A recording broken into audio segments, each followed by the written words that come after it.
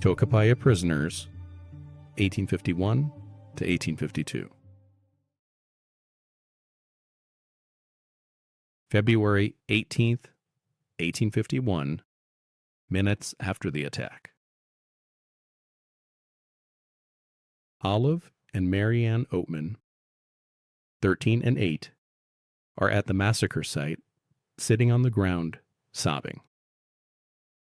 They watch the killers search the bodies of their dead and dying family members. They watch them ransack the place, gathering up all the food, tools, and all the supplies they could take with them, including the skin and bones livestock. When the killers are finally ready to depart, all of the Mary Ann are spared. For now. In shock, but compliant, they're taken back down the trail to the Gila River. They go with the killers west until the group could find a place to cross north, back toward where the Indians had come from, back into what, in 1851, was territory newly acquired by the United States. Early on in the march north, the group split up. One group was charged with the two young captives, the other with all the supplies, food, and animals. Overall, the men were probably looking to put as much distance between them and the massacre site as possible. But, with their shoes being taken from them, the Oatman girls were stumbling and bleeding. And soon, Mary Ann was too weak to continue and had to be carried.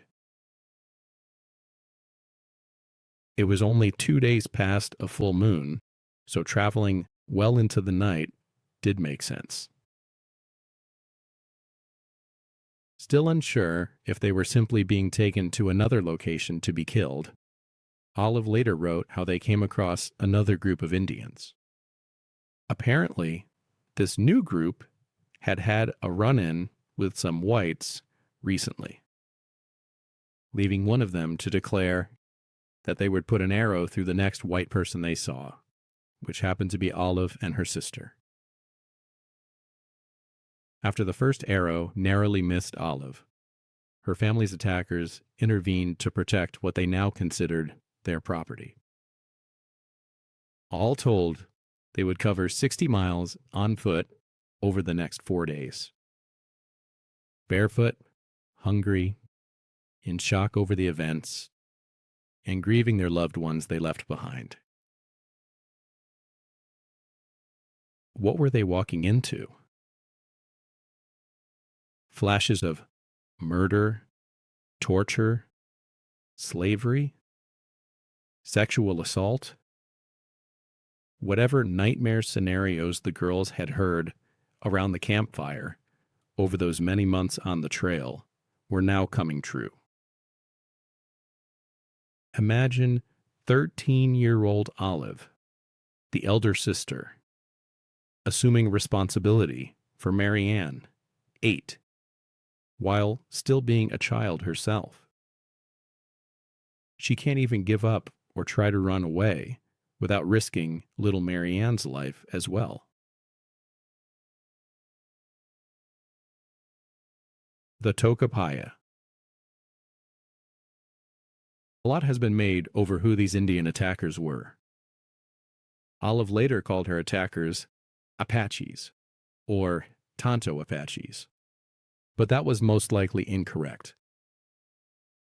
The term Apache was used then as kind of a placeholder for any raiding Indians. Plus, Apache land was hundreds of miles east of this location, and they would have been riding on horses. But we do have some idea who the attackers were, given where Olive and Mary Ann were taken and where they'd later live. Let's take a minute and orient ourselves.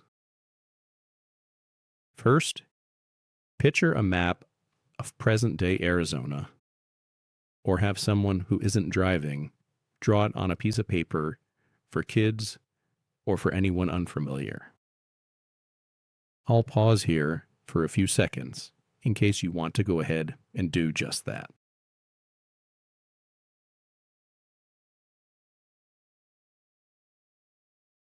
Okay. Imagine cutting that image of Arizona into 3 horizontal sections.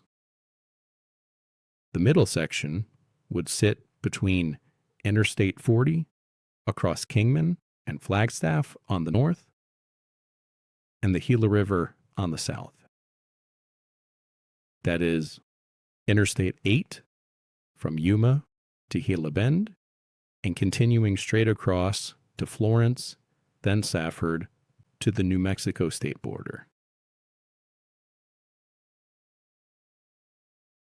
Now cut that middle section in half. Like a hamburger, not like a hot dog. On the left, or western half of that middle section, lived the Yavapai people, which included several different groups of varying beliefs and customs. The western half of that western half was inhabited by the Western Yavapai, or the Tolkepaya people. The site of the massacre, here on the Gila River, was on the southern border of that territory. This explains why the attackers immediately went back across the river and traveled north with Olive and Mary Ann after the massacre. We don't know exactly where this band's actual village was, but multiple sources have it around present-day Salome, Arizona, somewhere near or between the Harquahala and the Harquavar Mountains, which are halfway between present-day Wickenburg and Quartzsite on the US 60. Living with the Tolkepaya. The Tolkepaya were hunters of big game animals like bighorn sheep, elk, and mule deer, as well as rabbits, wild turkeys, and other small animals. They supplemented this hunting with beans, squash, and pumpkins, but farming was not easy in these places. Agave was a staple food. The Tolkepaya had not yet adopted the horse, but were active traders nonetheless.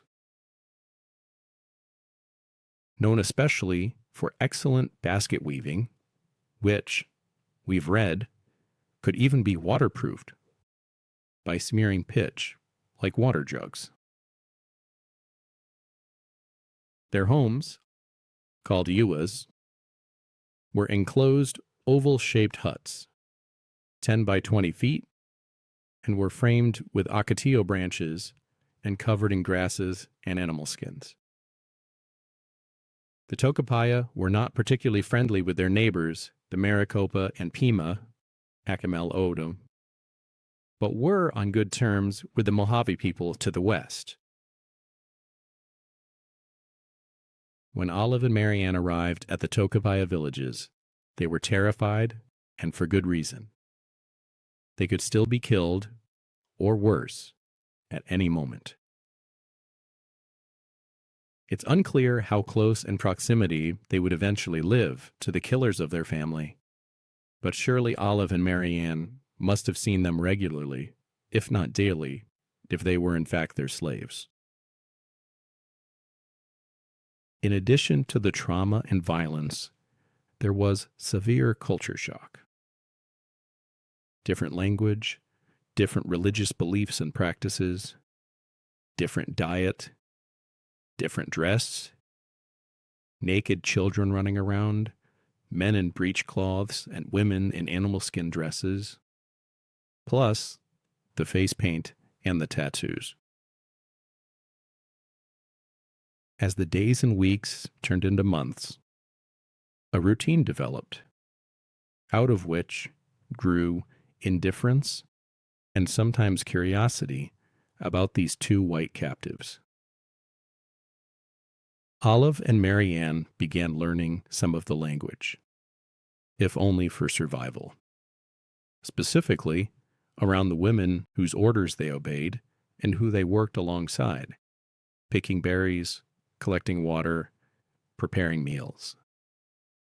Tolkepaya women asked them about the whites, how many there were, why they'd come from so far away, even how many wives the men had, which must have been an interesting subject for children of a monogamous sect of a then polygamous Mormon church. Escape? Olive and Mary Ann had witnessed the killing of their family and were now captives of the killers. They were berated and beaten by their captors and could be tortured or killed at any moment. After some time, when daily life was routine, and they had picked up the language, and were maybe less objects of focus, surely, some might think, they considered escaping. But how? The Tolkepaya were the equivalent of endurance athletes today. How would Olive and Mary Ann not just be recaptured and presumably tortured and killed as punishment? And if by some miracle they did get away, how would they survive alone in the desert? It must have seemed both a physical impossibility and a psychological one. Where would they go? How would they get there? Olive and Mary Ann were hundreds of miles from the other wagon train families who, within weeks, would already be entering California anyways. Maybe they'd just be captured by someone else. Olive was 13 years old. Even if she was mature for her age, how could she take that risk with Mary Ann, only 8 years old, and who had to be carried by their captors just to make it to the Tolkepaya village in the first place? One can understand the impulse towards escaping, but I can also completely understand the dread and fear and hopelessness preventing them from taking action on those thoughts, if they even had them. If Olive and Mary Ann were resigned to the idea that this was their new life, maybe even part of God's plan, let's not judge them for it.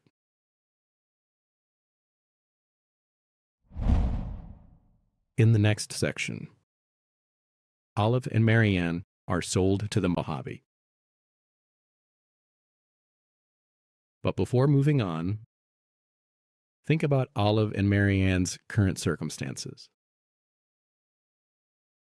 13 and 8. Family dead, prisoners of the killers. How does one not just give up? What point is there for going on? Is it just fear and survival instinct?